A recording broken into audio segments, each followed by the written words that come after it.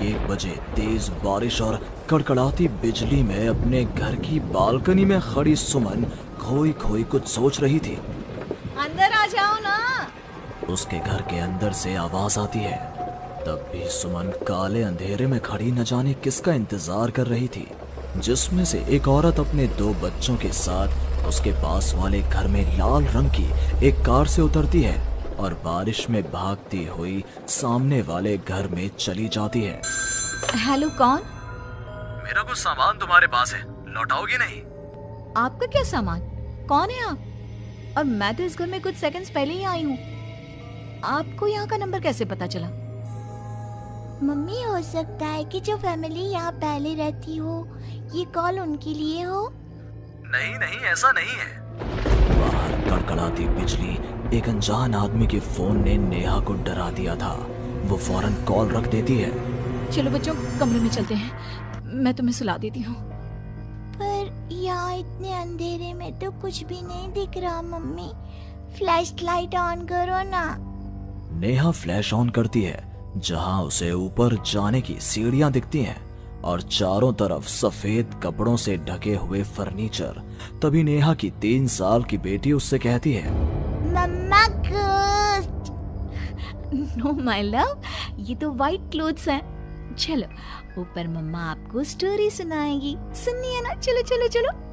Neha strawberry को गोद में उठाती है और रोहन के साथ सीढ़ियां चढ़ना शुरू करती है। एक एक कदम उसे ऐसा एहसास हो रहा था मानो वो सीढ़ियों पर नहीं दलदल में कदम रख रही हो। ये मेरे पैर सीढ़ियों में धंस क्यों रहे हैं? बहुत देर चलने के बाद सीढ़ियां खत्म होती हैं।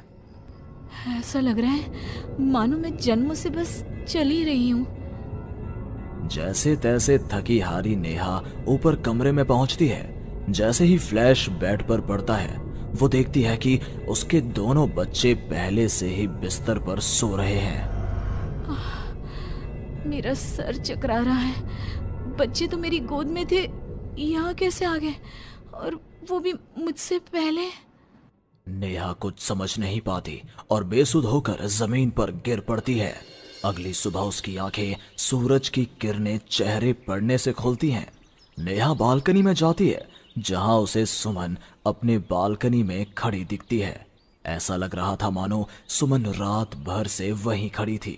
सुमन नेहा को मुस्कुराकर देखती है। हेलो, मैं यहाँ कल ही शिफ्ट हुई हूँ। मेरे हस्बैंड का यहाँ ट्रांसफ़र हुआ है। आसपास कहीं घर ही नहीं मिला, तब 40 किलोमीटर दूर यहाँ ये घर मिला। आप यहाँ पर कब से हैं? पता नहीं, सालों हो गए, यहाँ कोई आया ही नहीं। पर अब तुम आई हो तो राहत सी लगी। आओ ना घर पर। हाँ हाँ, क्यों नहीं, मुझे भी कंपनी मिल जाएगी। वैसे कल रात ना यहाँ कुछ अजीब महसूस किया मैंने। मैं आकर बताती हूँ। नेहा सुमन से मिलने उसके घर जाती है और पिछली रात हुए इंसिडेंट के बारे में उसको बताती है। ये तो कुछ भी नहीं है नेहा, ऐसे तो कई इंसिडेंट्स मेरी एक फ्रेंड के साथ भी हुए हैं और रोज होते ही हैं। सुमन अपनी कार में बैठी अपने नए ठिकाने की ओर बढ़ रही थी। जंगल के बीच से गुजरती वो खुद से कहती है, ये सिविल इंजीनियर्स की लाइफ ना बड़ी मुश्किल है। कहाँ जंगल झाड़ी में रहना पड़ेगा।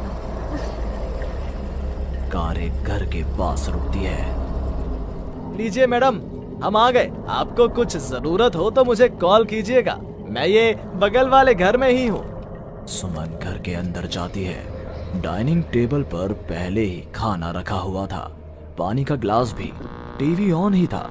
ऐसा लग रहा था मानो अभी अभी यहाँ कोई था या है। चलो, कंपनी अच्छी है, सब अरेंजमेंट्स मेरे आने के पहले ही कर रखे हैं। सुमन खाने की टेबल पर बैठती है, जहाँ 5 लोगों का खाना परोसा हुआ था। ये 5 प्लेट किसके लिए सर्व कर दिया? हाथ है। सुमन अपनी प्लेट से खाना शुरू करती है और उसी वक्त बाकी 4 प्लेटों से भी खाना गायब होने लगता है। प्रमिल, कहाँ हो तुम प्रमिल? सुमन भागती हुई अपने ड्राइवर के घर पर जाती है। सुमन क्या देखती है कि प्रमिल जमीन पर गिरा हुआ है। फर्श पर हर तरफ खून ही खून। प्रमिल के मुंह से भी खून आ रहा था। वो कराहता हुआ कहता है, मैम, यहाँ रूहें रहती हैं, ये आपको भी नहीं छोड़ेंगी। ये कहते कहते ही प्रमिल दम तोड़ देता है और सुबह के 11 बजे अचानक ही अंधेरा छा जाता है। चारों तरफ से अजीबोगरीब आवाजें आने लग जाती हैं। मम्मी, आई, अरे कोई खाना देगा क्या मुझे? अरे जी सुनिए ना, प्लीज प्लीज मुझे मत मारो। पापा बचाओ, ये लोग कौन है? सुमन अपने दोनों हाथों से अपने कान को बंद कर लेती है और जोर जोर से चीखती है। अचानक एक सन्नाटा चारों ओर फैल जाता है। सुमन प्रमिल के घर से बाहर निकलती है। चारों ओर घुप अंधेरा, वो भी कुछ देख नहीं पाती और वापस अपने घर की ओर लौट आती है। इससे अच्छी तो मौत होती, ये मैं कहाँ फंस गई। मम्मा गोदी। अरे सुमन, क्या मरने वरने की बात करती रहती हो? जाओ मेरे लिए चाय बनाओ। ये कौन बोल रहा है? तभी अचानक से घर की लाइट्स ऑन हो जाती हैं। सुमन देखती है कि वो किचन में है। उसके ठीक बगल में एक औरत, जिसके बाल उसके चेहरे की ओर थे, गैस के फ्लेम में अपने दोनों हाथों को पका रही थी। तुम कौन हो? कौन हो तुम? और यहाँ क्या कर रही हो? इनको बहुत पसंद है मेरे हाथों का खाना, तो मैं भी चखवा दूं क्या? कर्कश आवाज में ये कहती हुई वो औरत झट से सुमन के हाथों को आग में डाल देती है। सुमन चीखती रहती है, पर वो औरत उसके हाथों को नहीं छोड़ती। तुम्हारे पेट में एक बच्चा है ना, सूंघ लिया मैंने। और औरत ये कहती सुमन के पेट पर हाथ फेरने लग जाती है और उसके पेट में हाथ डालकर मांस का टुकड़ा बाहर निकाल कर खा लेती है। मेरा बच्चा। ये तो कुछ भी नहीं, उधर देखो। वो औरत दीवार की तरफ इशारा करती है। दीवार पर खून के ऐसे धब्बे थे मानो नवजात शिशुओं को उसी दीवार पर पटक पटक कर मार दिया गया हो। तभी वहां लगभग 5 साल का एक बच्चा आता है। उसका शरीर पूरा सफेद और आंखें काली थी। माँ, भूख लगी है। वो औरत अपने आग में सेके हुए हाथ को वहीं पास में पड़े चाकू से काटकर बच्चे को खाने को दे देती है। सुमन तो समझो अब मर ही चुकी थी। इतना कुछ देखने के बाद कौन ही जिंदा रह सकता था। अब उसका शरीर भी गवाही दे रहा था। एक कदम भी चलना मुश्किल था। वो दीवार को पकड़ पकड़ कर बाहर हॉल में आती है, जहां डाइनिंग टेबल पर 5 लोगों को बैठा देखती है। बिना सर का एक आदमी टेबल पर अपने बीवी और 3 बच्चों के साथ बैठा था। सभी सुमन की ओर देखते हैं। मम्मी, तुम मेरी मम्मी बनोगी। यहाँ हमारी जैसे बहुत से लोग रहते हैं, बहुत सारे। फिर उस लड़की का क्या हुआ? वो अब जिंदा है? हाँ, उन लोगों को एक जिंदा इंसान भी चाहिए था, जिसे वो रूहें रोज मारे, रोज।